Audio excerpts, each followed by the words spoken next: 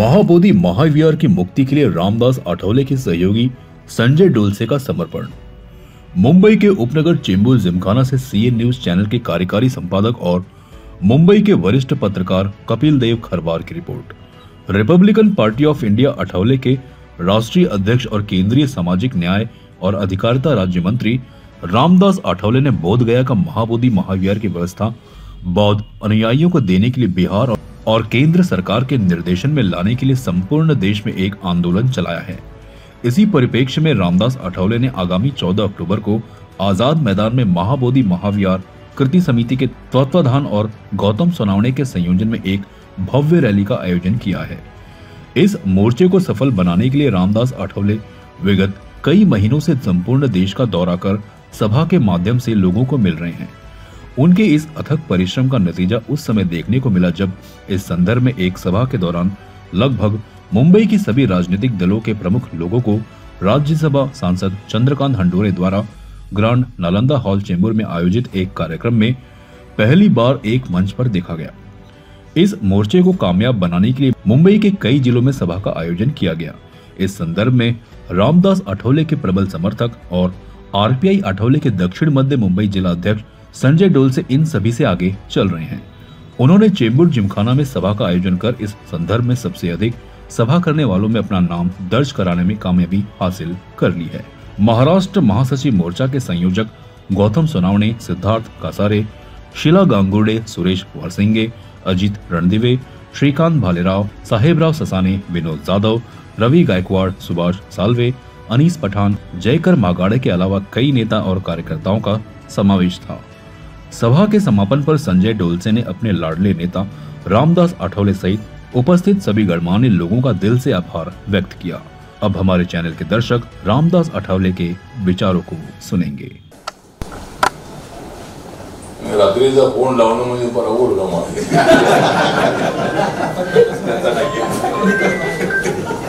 रात्रीच्या 11 नंतर कोणाचे फोन आले तरी मी ऐकत नाही। अनेक वेळेला अनेक लोक मूड मध्ये असतात, त्यांनी मूड मध्ये असतात,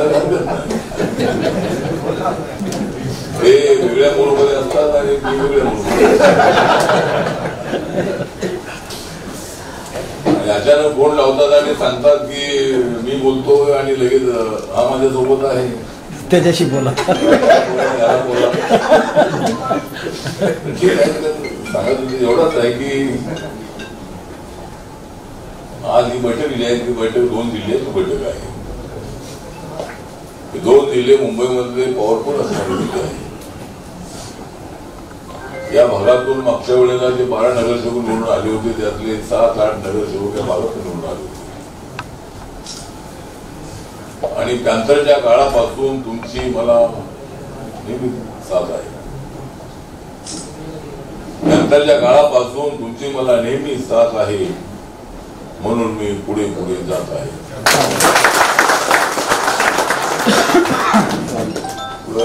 वस्तीशी तसा माझा अत्यंत जवळचा संबंध आहे। कोणतीही झोपडपट्टी जी आहे ती झोपडपट्टीतली माणसं जी आहे ती माणसं अत्यंत ऍक्टिव्ह माणसं आहेत। मध्यंतरी मी परवा कालच मी गेलो होतो नौसिमला, त्या ठिकाणी 10वी मध्ये शिकणाऱ्या चर्मकार समाजाच्या मुलींनी आत्महत्या केली। आत्महत्येचं कारण असं होतं की कॉपी काय सापडली एक्झामची आणि ती कॉपी तिथे नव्हती, तिच्या बाजूला पडलेली दिसली आणि त्या टीचरनी तिला उलट सुलट तिथे बोलले। झोपडपट्टीतली माणसं अशीच असतात तशीच असतात आणि त्या मुलगी आली आणि झोपडपट्टीची माणसं जेवढी प्रामाणिक असतात तेवढी इतर ठिकाणी माणसं नसतात आणि झोपडपट्टीमध्ये मध्यंतरी नागनाथ मंजुळेंचा एक चित्रपट आला होता। अमिताभ बच्चन यांना घेऊन त्यांनी चित्रपट काढला होता झुंड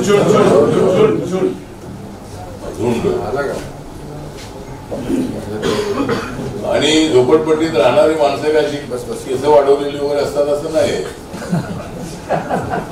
आणि केस वाढवले तर ते स्टायलिश असतात. कॅन्सरच्या काळामध्ये आमचे केस वाढलेले असतात आणि अशा पद्धतीने ठीक आहे. तर त्या चित्रपटामध्ये जी टीम दाखवली की मुलं अशी खेळतात अशी खेळतात वगैरे. अलीकडे स्लम जरी असले तरी सुद्धा या स्लम मध्ये राहणाऱ्या माणसांनी उभी केली आहे. या सगळ्या बिल्डिंग ज्या तुम्हाला दिसत आहे ते कामगार नसते तर कदाचित या बिल्डिंग एवढे उभ्या राहिले. त्यामुळे झोपडीतल्या लोकांचा आदर करणारे सुद्धा अनेक बिल्डर आहेत, अनेक श्रीमंत लोक सुद्धा आहेत. अनेक श्रीमंत लोक हे अत्यंत गरिबीतून श्रीमंत झालेले आहेत. अनेक लोक मला भेटतात आणि सांगतात की सुरुवातीला मी चालवतो,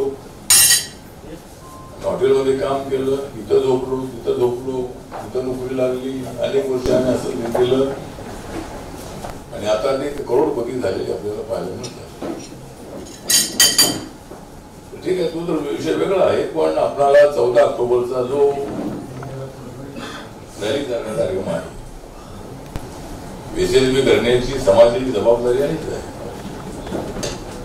समाज म्हणून या समाजामध्ये रिपब्लिकन पक्षाची ताकद सर्वात मोठी आहे आणि आपण पुढाकार घेतलेला आहे. म्हटलं की मोर्चा मोठा निघणार असा विश्वास अनेक लोकांना आहे. त्यामुळं आपली जबाबदारी पण मोठी आहे. आणि ऐक्यामध्ये असंच असतं की ऐक्यामध्ये बाकीच्या लोकांना तिथे पोहोचायला जातात. आपल्या गटाच्या ऐक्य म्हटलं की छोटे मोठे गट असतात, त्यांना सांभाळून घेण्याचं आवश्यक असतं आणि आपल्या पक्षापेक्षा समाजाची ताकद थोडी प्रमुखी असते.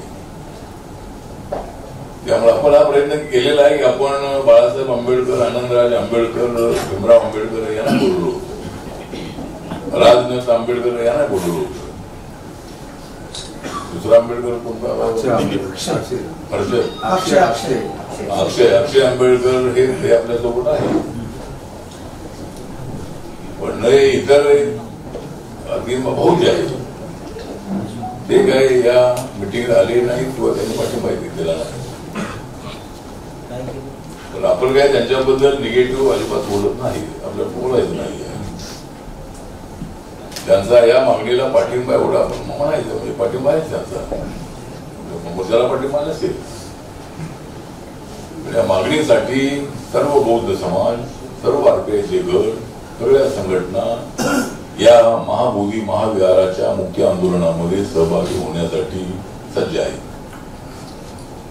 त्यामुळे 14 तारखेचा जो कार्यक्रम आहे बरोबर दुपारी 12 वाजेपर्यंत आपण मेट्रो थिएटर जवळ पोहोचायचं आहे. आपल्या आझाद मैदानच्या ऑफिसच्या लेफ्ट साइडला मेट्रो सिनेमा आहे. मेट्रोला ट्रेन नाही, मेट्रो सिनेमा. मेट्रो म्हटलं की तुम्ही कुठं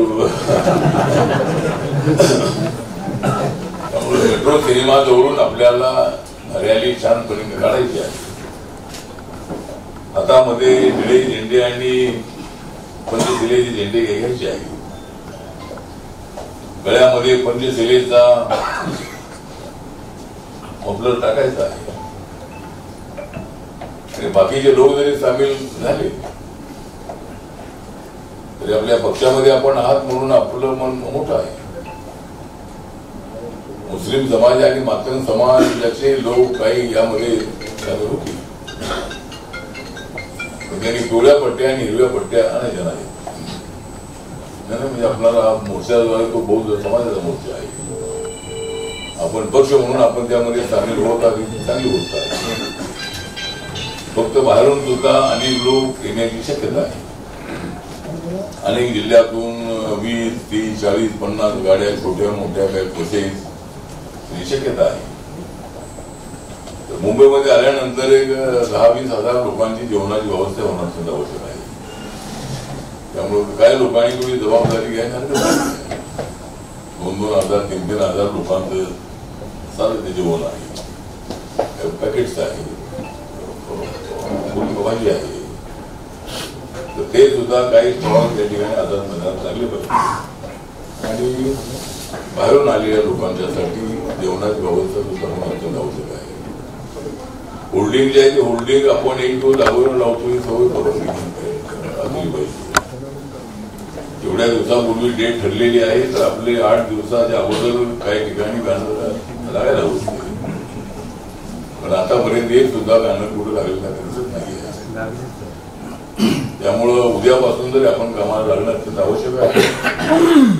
राहिलेल्या 4 दिवसामध्ये वस्त्या वस्त्यामध्ये फिरून लोकांना आणण्यासाठी प्रयत्न करायचा आहे. ज्या ठिकाणी रेल्वे स्टेशन एकदम जवळ असेल, 1 किलोमीटर अर्धा किलोमीटर, तिथे रेल्वेने पण येऊ शकता. पण अलीकडे रेल्वेने मोर्चामध्ये येण्याची सवय बंद झालेली आहे. म्हणजे रेल्वेने किती लोक येतात मला माहित नाही. त्यानंतरच्या काळामध्ये मात्र मी पाहिलेलं आहे की असंख्य लोक एका शाखेतले 200-200, 300-300, 400-400 लोक घोषणा देत बीटी स्टेशनवरून आझाद मैदानाकडे यायचे आणि अनेक वेळेला रोड जाम व्हायचा. म्हणजे माणसं, ही ट्रेन गेली की माणसं आली, ती ट्रेन गेली की माणसं आली.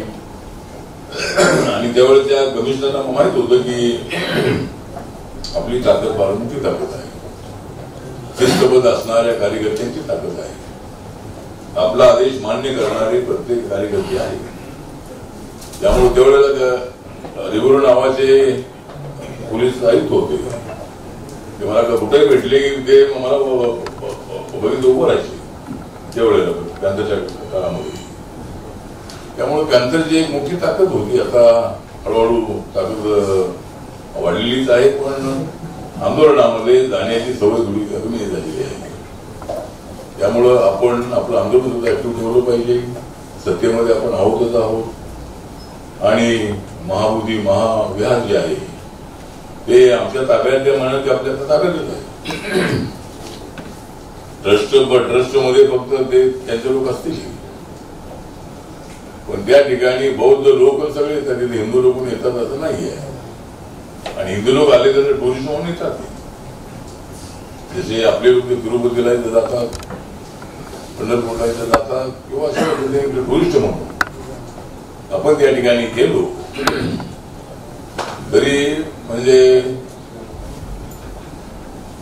गौतम बुद्धांना ज्या ठिकाणी ज्ञान प्राप्त झाली त्या बोधी वृक्षाच्या बाजूलाच ते महाबोधी महाविहार आहे आणि ते आपल्या ताब्यातच आहे. बौद्ध लोक सगळ्या 100 देशातले लोक रोज तिथं असतात. ट्रस्ट आहे, त्या ट्रस्ट मध्ये आपले सगळे लोक असावे, त्याचा चेअरमन आपला बुद्धिस्ट असावा, अशा पद्धतीची आपली मागणी आहे. आपल्याला माहित आहे की म्हणते आकाश नामा, म्हणते विनाचार्य यांनी अनेक दिवसांपासून आंदोलन बोधगयामध्ये गेलो होतं आणि त्या आंदोलनामध्ये सहभागी होण्यासाठी, त्यांना पाठिंबा देण्यासाठी मी त्या ठिकाणी 3 दिवस होतो. आणि उद्याच्या मोर्चामध्ये बनते विनाचार्य आणि आकाशनामा येणार आहेत. अनेक बौद्ध नेते सगळे आपले येणार आहेत. सगळ्या पक्षामधले बौद्ध नेते ज्यांना पाचारण केलेलं आहे, बीजेपी असेल, काँग्रेस असेल, राष्ट्रवादीचे 2 गट असतील, शिवसेनेचे 2 गट असतील आणि आरपीआयचे सगळे जे छोटे मोठे गट आहेत, काही छोट्या मोठ्या संघटना आहेत, अशा सर्वांना त्यामध्ये आपण बोलवलेलं आहे. त्यामुळे मोर्चा यशस्वी होईल याबद्दल आपल्याला शंका नाही. पण आपण गाडा टाका कामा नये, आपण कामाला लागावं यासाठी अचानक ही बैठक होण्यात आली. आज मी दिल्लीला जाणार होतो, पण सगळ्यांना जागृत होता की एखादी प्रेस आपल्या उपस्थित होणं अत्यंत आवश्यक आहे. त्यासाठी मी दिल्लीचे कार्यक्रम कॅन्सल केले आणि मी इथं आज थांबलो होतो. आणि रात्री अचानक मी संजय डोळसेंना फोन लावलं आणि त्यांना सूचना दिल्या की बैठक ठेवूया.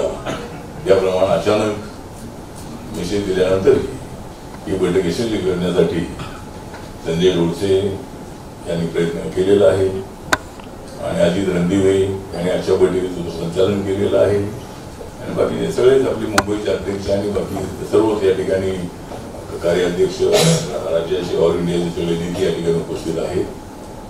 जास्त भाषण न करता 14 तारखेला वेळेवर आपण तिथं पोहोचावं अशी नम्र सूचना करतो आणि माझे 2 शब्द संपवतो. नमो बुद्धाय. जय भीम. जय भारत. जय महाराष्ट्र.